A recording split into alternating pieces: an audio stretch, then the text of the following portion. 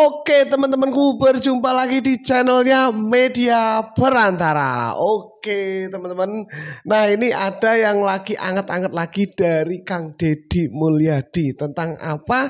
Tentang tambang. Nah seperti apa, jangan lupa untuk like-nya dulu dan berkomentar di bawah. Bisa ngopi-ngopi juga, oke? Oke lah, langsung saja kita let's go.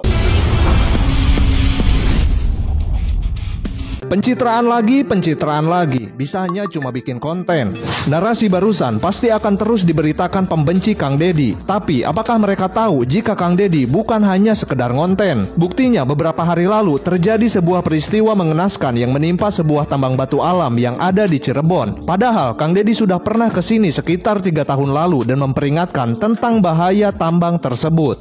Jadi ini harus dihentikan dulu karena ini beresiko tinggi, berbahaya. Standarisasi sudah diingatkan ya 3 tahun yang lalu, tapi akhirnya nggak diindahkan, malah terjadi musibah. Penambangannya tidak ditempuh menurut saya, sehingga ini memiliki resiko yang sangat tinggi bagi keselamatan karyawan. Asalnya nambangnya pakai peledak? Enggak. Manual. Iya, manual. Ini nambang ini pakai manual. Pakai awalnya manual. Nah, terus kesininya kita pakai alat berat. Sekarang pakai apa ini? Nurunin batu kayak gitu. Pakai beko. Iya. Gila, Pak. Gini loh, Pak, alam tuh jangan ditantang, Pak. Ya. Kemarin sudah roboh. Wah, alhamdulillah nggak ada yang meninggal. Resikonya ya karena sangat tinggi sekali. Kalau orang yang ngerong apa namanya ya, ambil dari bawah, ya dari bawah, ya pastinya ke atas itu kan bisa sewaktu-waktu bisa menimpa pekerjanya juga. Ini resikonya terlalu celaka loh, jangan ditantang. Iya, barusan tuh udah retak-retak lagi. Artinya ikan itu berpotensi dimanapun. Iya. Oh, ini udah ngasih tanda istirahat dulu. Menghidupi hajat rakyat. Betul, hajat rakyatnya benar. Dihidupin kita ngerti. Tapi nyawa manusia juga harus dilindungi. Menurut saya kalau yang nggak ada izin ya saya berhenti. Kalau ada izin ya saya nggak punya hak untuk memberhentikan. Tetapi ini saya punya hak untuk mengingatkan. Saya mau telepon loh dirjennya. Infeksi tambangnya harus datang menghitung. Gitu loh. Demi keamanan semua. Baik. Jangan ngomong nggak ada yang meninggal, Pak. Alhamdulillah. Selamat terus nunggu yang meninggal gitu. Nah, ini mereka sudah menghentikan kegiatannya karena ini berbahaya. Ya sudah ada longsor, alam sudah ngasih tanda tapi terus. Saya bilang alam jangan suka ditantang. tingginya kayak gitu ya. Jika dulu Kang Deddy hanya bisa mengingatkan, kali ini dia benar-benar mengambil tindakan demi kebaikan semua orang. Pada malam hari ini, kami pemerintah Provinsi Jawa Barat mengeluarkan keputusan pemberian sanksi administratif dalam bentuk penghentian izin pengelolaan tambang galian C yang terletak di Gunung Kuda, Desa Cipanas, Kecamatan Dukuh Puntang, Kabupaten Cirebon. Semoga peristiwa ini tidak terulang lagi karena peristiwa ini telah mengakibatkan kematian lebih dari 14 korban meninggal dunia karena kelalaian dalam pengelolaan penambangan di area tambang tersebut. Nah, terjawab sudah. Kang Deddy peduli dengan alam dan rakyat, bukan cuma pencitraan. Mari kita doakan semoga keluarga korban yang ditinggalkan mendapat kesabaran dan ketabahan. Pencitraan Itu tadi ya. Jadi kita lihat dari komentar. Jejak digital bos, bukan settingan. Berarti beneran nih jejak digitalnya Kang Deddy Mulyadi pernah mengingatkan 3 tahun yang lalu. Gitu maksudnya ya. Oke, kita lanjut.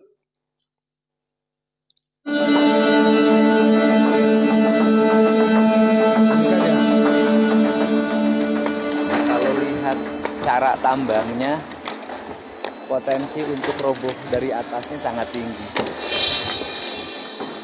Saya minta, walaupun bukan bidang komisi saya, Iya sih, Kementerian kalau ES diambilnya dari bawah kayak gitu, iya.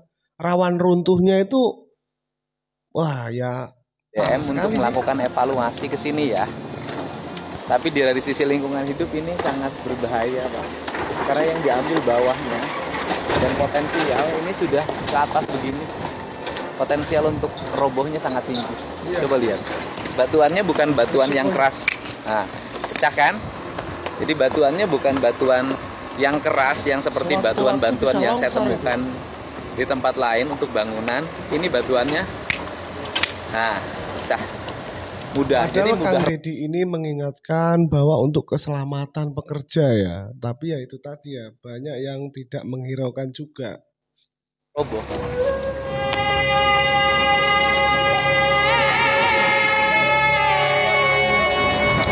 Dan seharusnya pekerja ini nggak masuk ke sini secara manual seperti ini. Standarisasi safety-nya ini saya lihat kurang. Ini masuk kan, masuk. Jadi kalau ini dari atas roboh ini habis. Iya Pak. Kemarin yang roboh mana? Oh ini, Pak, bukan ada aja ya. Takut ini takut meleleh. Ya makanya saya kok ini gini, Bapak bilang takut meleleh.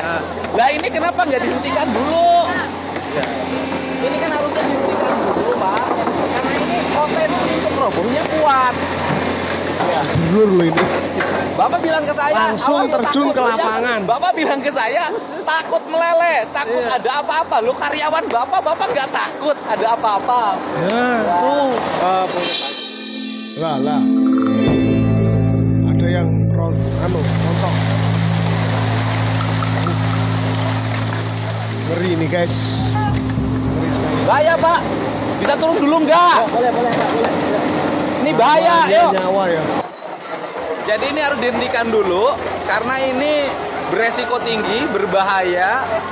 Standarisasi penambangannya tidak ditempuh menurut saya. Sehingga Kadang orang tuh gini ya, ini maaf saya potong dulu. Kadang ya daripada nggak makan kan gitu ya, daripada nggak bisa hidup, iya untuk sementara. Ya semoga selamat ya kalau kerja. Tapi kalau ada apesnya itu kan hampir bisa dikatakan kalau sampai longsor tuh nggak bisa selamat lah. Kalau di bawah gimana larinya? Karena longsor itu cepet kayak jatuh itu kan. Barang-barang bongkahan batu yang jatuh dari atas tuh kan cepet.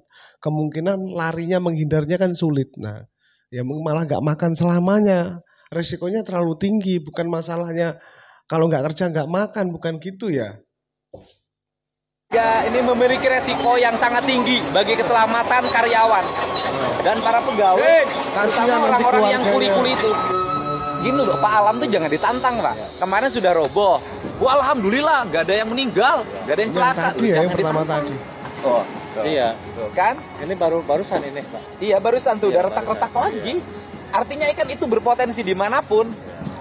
Cuman di sini alhamdulillah kalau mau longsor ngasih tanda. Oh, ini udah ngasih tanda, istirahat dulu. Nah, ini seperti yang tadi sih ya, berulang lagi ini videonya. Oh lah, kita lanjut. Ini masih ini ya.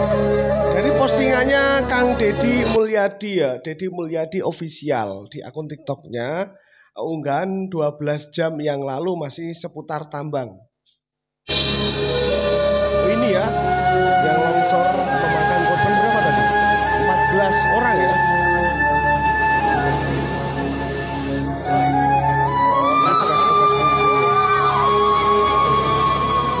Standar. Abdi mah kantos 3 tahun yang lalu. Oh gitu, iya. Apa-apaan, cegah tutup, inget teh.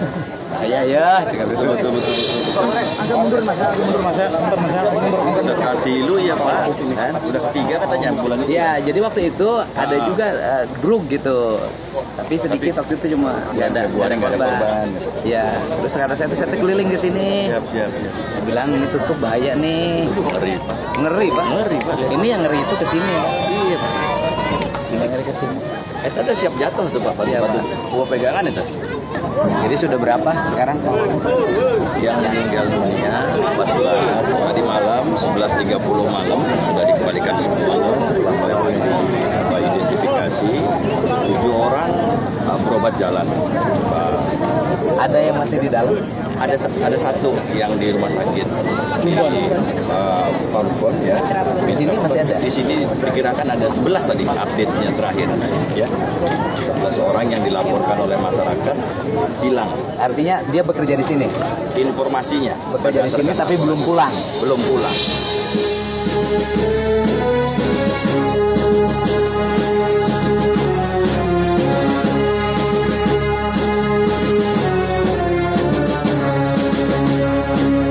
Jadi yang korban ini berapa Berapa yang karyawan? Yang karyawan tadi ada yang kemarin kita ini kan ada 4. Ada operator 2, ada checker, kemudian ada Dari 14 ke 4 pegawai di sini. Yang pegawai. Yang 10 yang pembeli. Ada yang pembeli, ada yang jualan di sini. Ini mah kan di kruk K3 TK satunya. ngambilnya tuh kan gitu kruk. Ya ini loh curamnya kayak gini ya. Bukan mereng lagi. Ini gini, berdiri gini. Ini sekali jatuh, orang yang berada di bawah udah nggak bisa bakal lari kalau ini.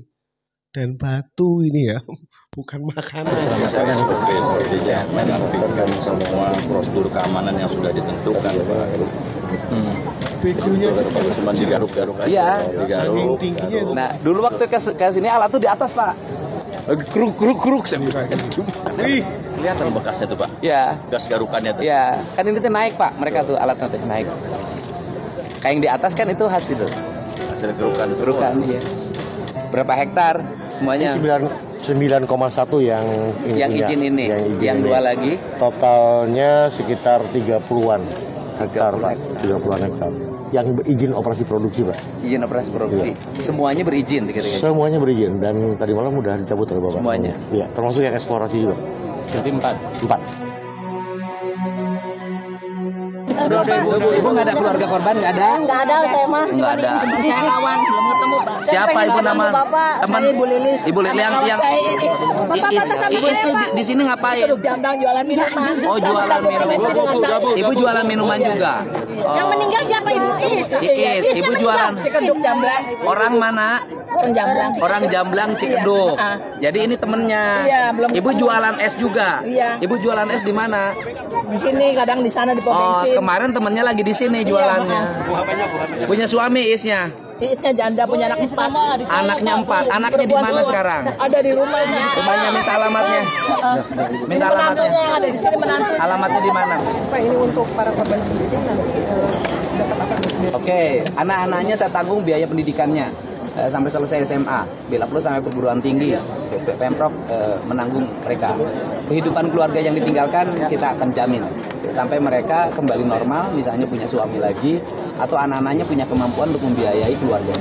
Ya, terima kasih.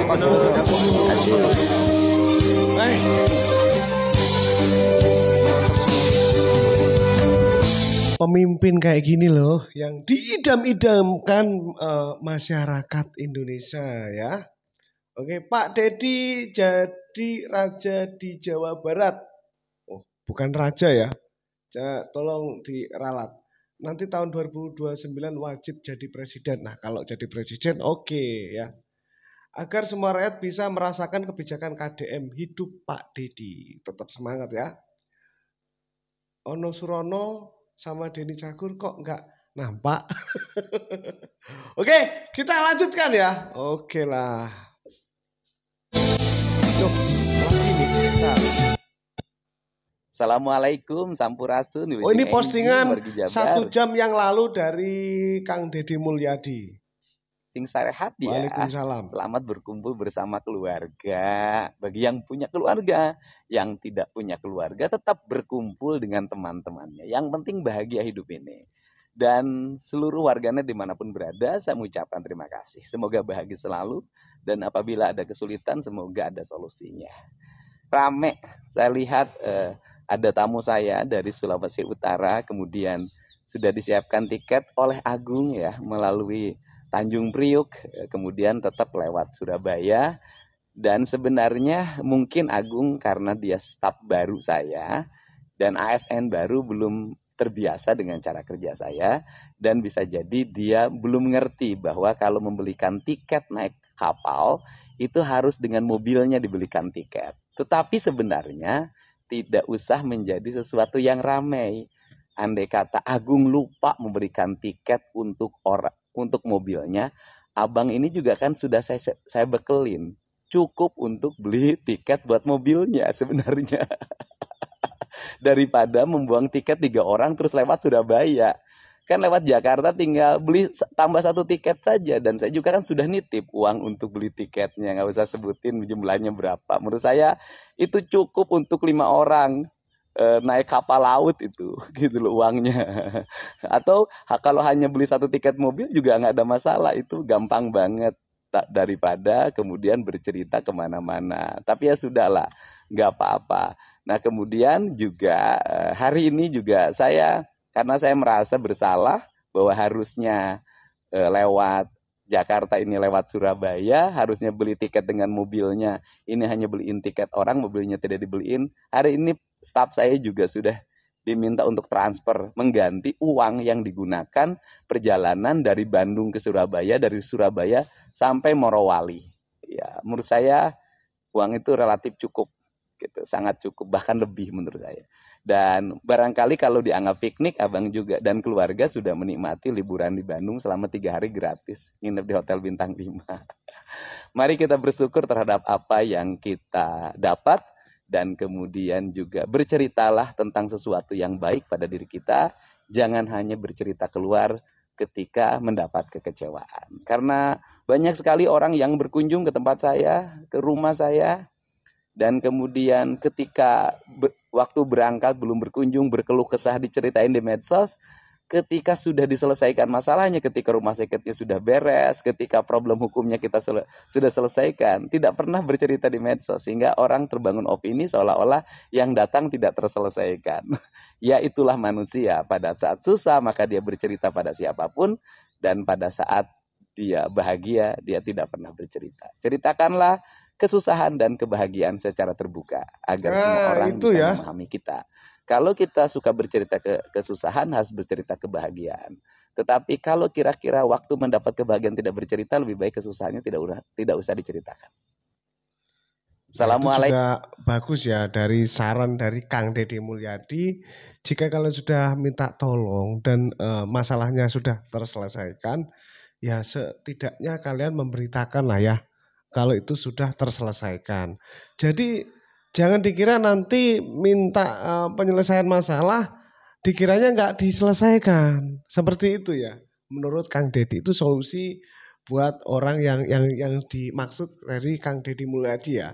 Oke, kita lanjutkan lagi. Menantangnya sama alam ya, aku ngomong di sama alamnya. Ini yang tadi juga ini, yang tadi ya. Ayo kita ganti lagi lah. Lanjut.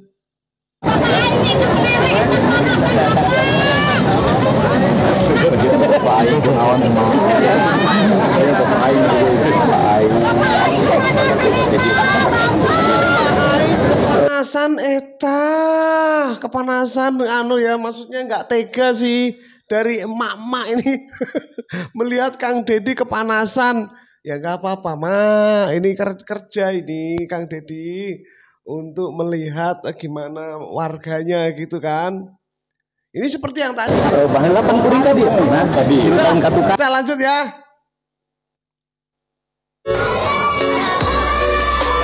KDM kedatangan anak-anak yang ini kayaknya yang mau masuk ke barak militer. Nih, contoh bukannya nggak seneng, malah seneng sih anak-anak ini, lihat.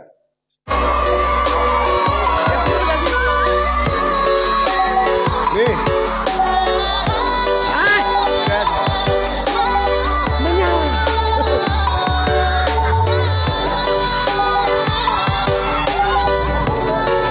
Jadi malah antusias banget sih anak-anak ini pengen masuk ke barak militer. Karena memang setelah lulus ya dari barak militer, justru terbangun kepribadiannya yang baik dari anak-anak yang tadinya nakal, suka tawuran, mungkin berani sama orang tua, akhirnya jadi anak yang berbakti dan lebih beretika dan sopan gitu kan? Iyalah. Oke, kita lanjutkan.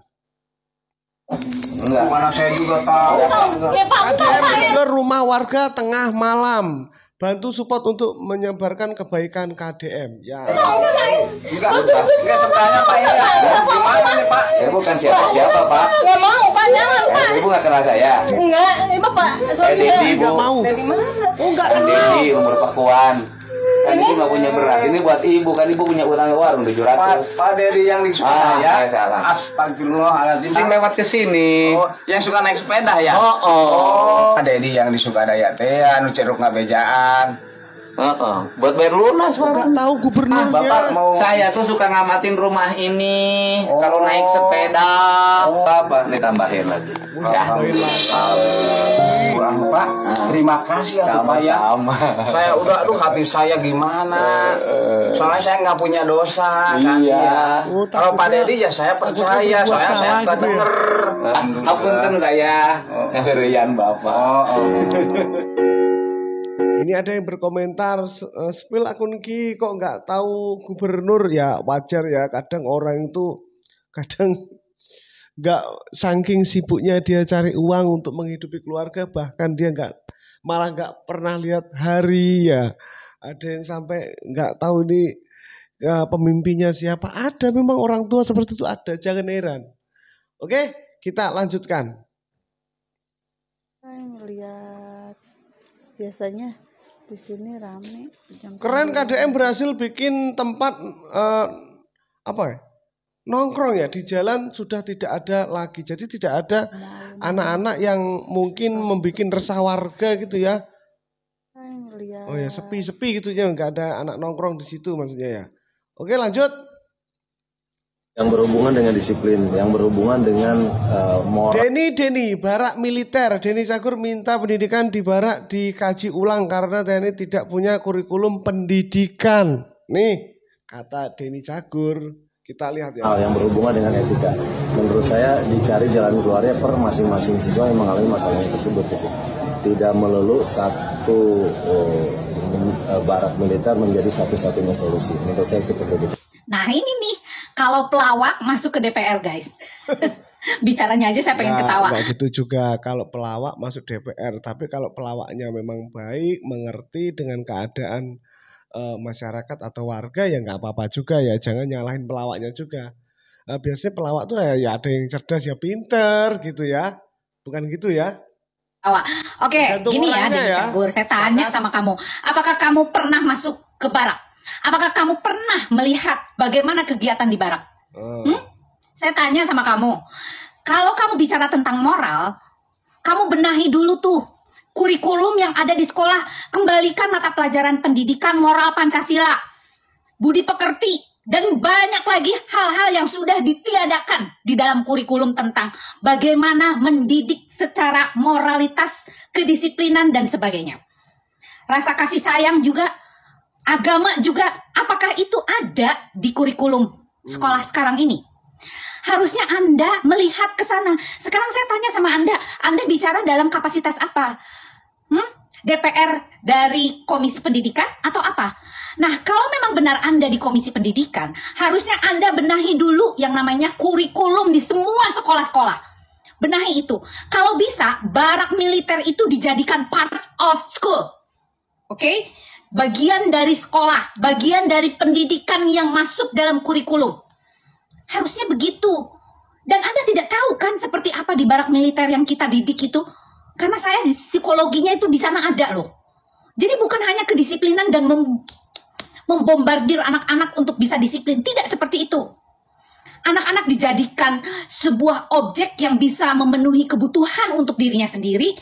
Dijadikan seseorang yang punya rasa empati, kasih sayang, kedisiplinan, militer, jiwa raganya, supaya bisa dia melihat dan menilik pekerjaannya, dan dia bisa melihat dari sisi apa dia sebagai manusia. Bagaimana membentuk kepribadian yang mempunyai karakter yang baik. Selain disiplin, dia juga membentuk sebuah psikologis yang baik untuk kehidupan dia dan orang tuanya. Minimal itu. Anda nggak tahu kan seperti apa? Makanya dilihat dulu, datang soan dulu sana ke barak, supaya Anda tahu seperti apa gitu loh. Jangan bikin malu deh, ya kan? Aduh, inilah yang namanya orang kalau asal comot jadi anggota dewan. Dia nggak ngerti cara dia menempatkan diri sebagai komisi di sana gitu. Komisi di Dewan Perwakilan Rakyat, yaitu membentuk undang-undang. Bagaimana sebuah peristiwa itu dijadikanlah undang-undang di sana. Jadikanlah itu peraturan yang baku untuk semua sekolahan. Itu yang benar.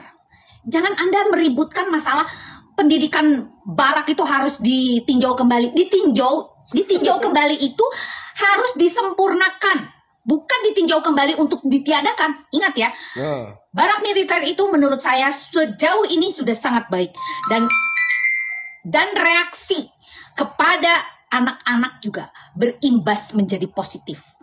Harusnya Anda tahu, makanya terjun ke lapangan. Lo jangan diam aja di kantor. Nah, aduh. Jangan diam aja di kantor. Ya bener sih, kalau ada belum ada yang sempurna ya disempurnakan lah ya. Tapi ya jangan kok bilang ditinjau ulang tuh maksudnya gimana? Itu tadi ya. Tapi yang namanya siapapun yang pengen jadi pemimpin, pengen jadi DPR, pengen jadi pejabat sah-sah aja. Tapi itu tadi jangan harus cukup ilmunya, maksudnya gitu. Oke teman-temanku, terima kasih banyak yang sudah menonton sampai detik ini. Nanti kita akan lanjutkan lagi tentang konten-konten berikutnya. Oke, sampai berjumpa di video selanjutnya.